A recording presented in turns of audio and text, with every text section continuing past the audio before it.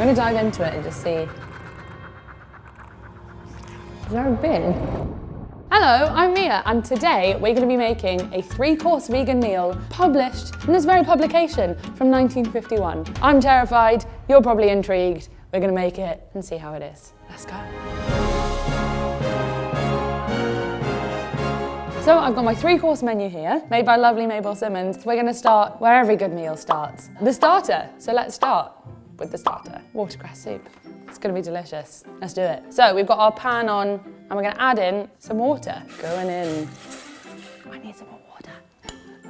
I'll be back. About 2 litres of water, and we're going to go in with, as Mabel describes, a bunch of watercress. We're going to add in some vegetable peelings that we had lying around. Doesn't that look like a compost bin? Delicious. Bring that to a simmer so you can extract as much flavour and nutrients and minerals and vitamins as possible. We're now going to set that to one side to do its thing while we get the other bit sorted. We're going to add some margarine. I feel like margarine sounds like the name of an old lady that Mabel might be friends with. Margarine and Mabel, just doing their vegan things. In go the onions, get those nice and soft. Thinking about the soup, I'm not too concerned, okay? Actually, I think my grandma used to make me watercress soup when I was growing up, and it was horrible, so can't wait to try this one. Bless you, sorry. She's not dead, she's just at home. We're gonna add in our diced carrot. We're just gonna stir it all together. Right, I'm gonna go and see how my stock is doing.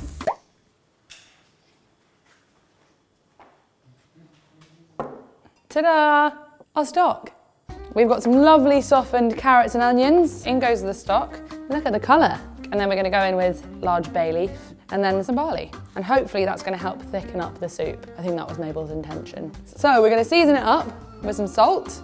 Let's get some pepper in there as well. I'm not mad at this. It's actually not even smelling that bad. So we're gonna simmer that for 3/4 of an hour. Or in modern day chat, 45 minutes. They probably had minutes in 1951. Then we're gonna add in a bit of chopped watercress just to finish it off. And then away we go.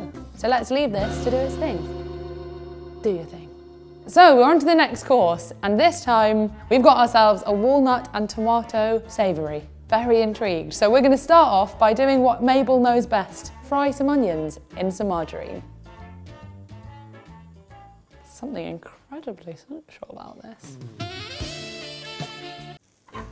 Place the onions in a pie dish once fried. Onions are cooked, we're going to get them in there. Squish you guys around a little bit.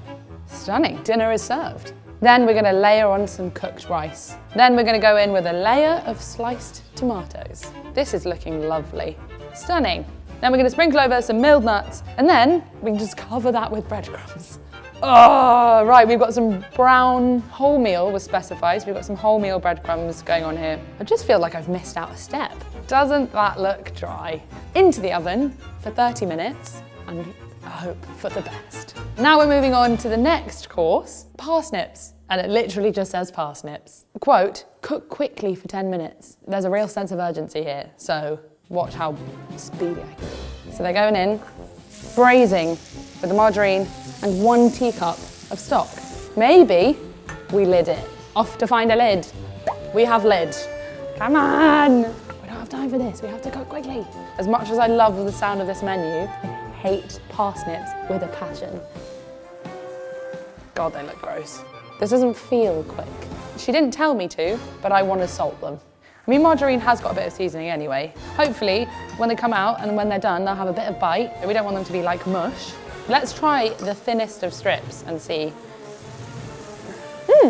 It's cooked, it's soft, it's buttery, margarine-y.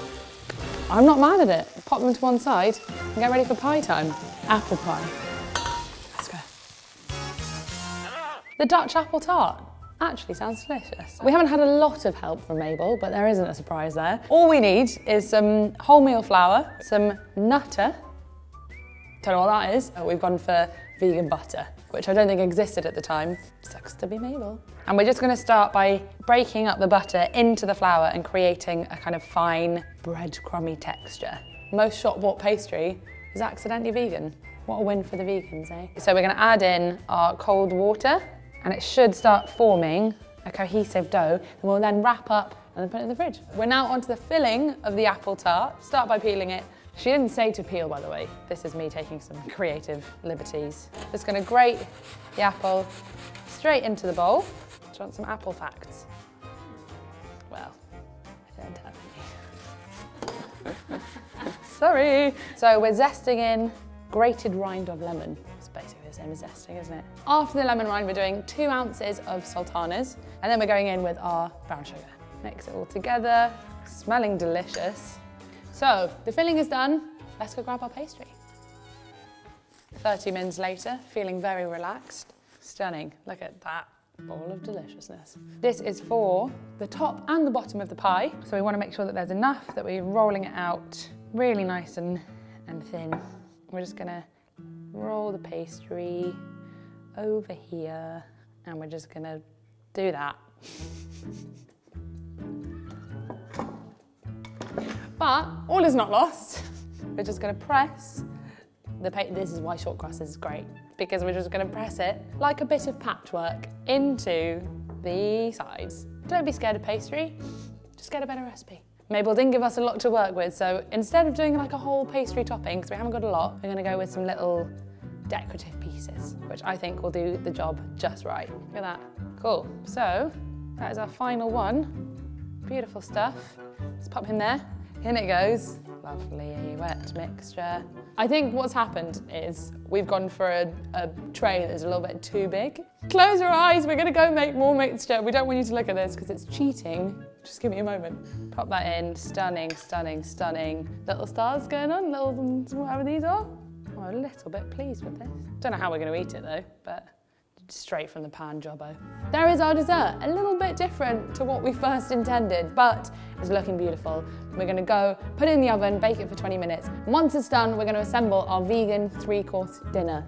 Very excited, let's do it. So here we have it, a delicious, hopefully, 3-course vegan dinner from the 1950s. It's a little rough around the edges, but I think we've made it work. So we're gonna give it a go and hope that we don't give ourselves food poisoning. First up, the soup. Okay, not too shabby. Tastes a bit like stock. 8 out of 10.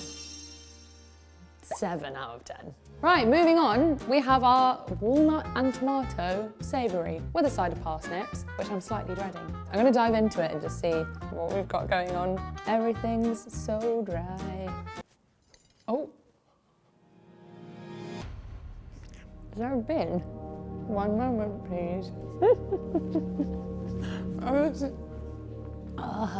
So imagine you take a whole loaf of bread and then you just leave it out in the sun for a bit and you like blitz it up a little bit and you put it on top of rice and tomatoes and onions. That is it. That's a strong 1 from me. Onto the parsnips. This could be the redeemer. Let's go for 2. I'm feeling confident. Yeah. Buttery, well, margarine-y, soft, a little bit salty, a little bit sweet, delicious. Considering that I don't really like parsnips, they're pretty good. I'm gonna give them a solid 8 out of 10. Considering that these two come as a pair, we've got to try them together. Just as I suspected, absolutely atrocious. Bye. So last but not least, we have the delicious looking apple tart. Hopefully, the apples are gonna give me some moisture. Why is it so sour? There's a lot going on here. We've got sweet, we have sour, and then there is some sultanas in there. I think nothing that a bit of custard couldn't sort out. Also quite dry. All things considered, a 4.5 out of 10. Couple of things that could have been improved. I'd probably still eat it if it was put in front of me. So there we have it. This was my 3-course vegan dinner from the 1950s. Some was a lot better than expected, and some was a lot worse. But veganism has clearly come a very long way, and for that, I, and I'm sure many other vegans, are incredibly grateful. So thanks, Donald Watson, and all your pals at the Vegan Society. I'm gonna throw these in the bin now. If you would like to see more fantastic recipes and test kitchen nonsense, and please give Twisted Plus a follow. Like, subscribe, do it all, and even give Twisted Green a follow if you want to see more fantastic vegan content. You're gonna love it. We'll see you next time. Bye.